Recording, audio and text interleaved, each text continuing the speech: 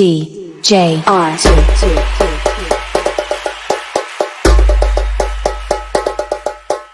Viren.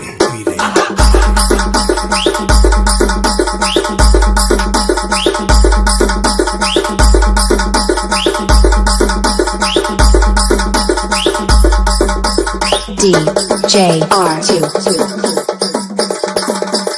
Viren.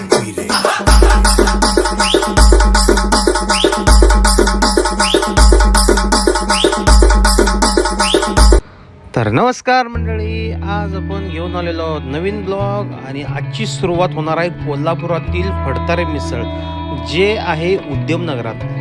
Phadtare मिसळ ही शिवाजी उद्यमनगर कोल्हापूर येथे असते आणि फडतारे मिसळ आणि कोल्हापूर हे नातं खूप वर्षापासूनचं आहे. जी त्यांची मिसळ आहे ते खाण्याचा आस्वाद घेण्यासाठी, मिसळ खाण्यासाठी असे भले भले दिग्गज माणसं त्यांच्याकडे येऊन गेलेले आहेत.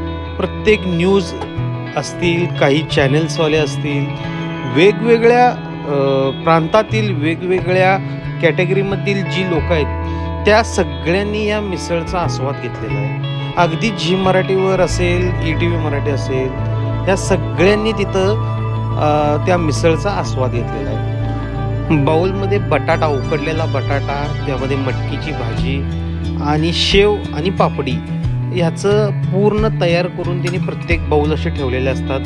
सोबत दही असतं, कांदा असते आणि त्यांचा रसरशीत रस्सा जो एक नंबर असतो आणि क्वालिटी एक नंबर लागते. समोर जे बघताय की नाही तुम्ही, हे पूर्ण तयार झालेली मिसळ ही प्रत्येकांना सर्व करत असतात त्याने आणि त्याची क्वालिटी एवढी भारी असते की नाही, खाताना एवढी भारी लागते की सकाळी न्याहारीला म्हणजे नाश्त्याला तिथं एवढी गर्दी असते की विचारू नका. हा त्यांचा रस्सा जेवढा लागतो तेवढा तुम्हाला तिथं मिळतो. तुम्ही तो पिऊ पण शकताय. गरम गरम असतो, गरम गरम यथेच्छ खाण्याचा आस्वाद मिसळसोबत. आणि तर्री पाहिला असेल म्हणजे कट पाहिला असेल तर तो कट पण देतात तिने. आम्ही साधाच घेतला होता कारण आम्हाला जास्त तिखट नाही चालत. पण तुम्हाला जर तिखट मिसळ हवी असेल तर त्यांना तुम्ही आधी सांगितलं तर तुम्हाला तिखट मिसळ पण तिने बनवून देतात. अशी क्वालिटी लागते ना, मस्त म्हणजे मस्तच लागते. एकत्रित सगळं करून हे असं साईडला मस्तपैकी जरा रस्सा एका साईडला करून आतमध्ये सगळे जे मसाले एकत्रित करायचे आणि त्यामध्ये दही घालायला विसरायचे नाही. दही आणि मिसळ एकत्रित करून त्यामध्ये आपला पाव जो असतो, आपल्या इथं पेटी पाव मिळतो बरं का.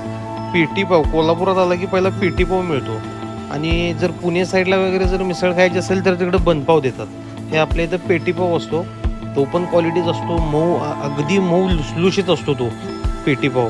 त्यामुळे ते पाव, हा रस्सा आणि ही मिसळ हा जर खायचा असेल तर त्या फडतारे मिसळला जायला लागते.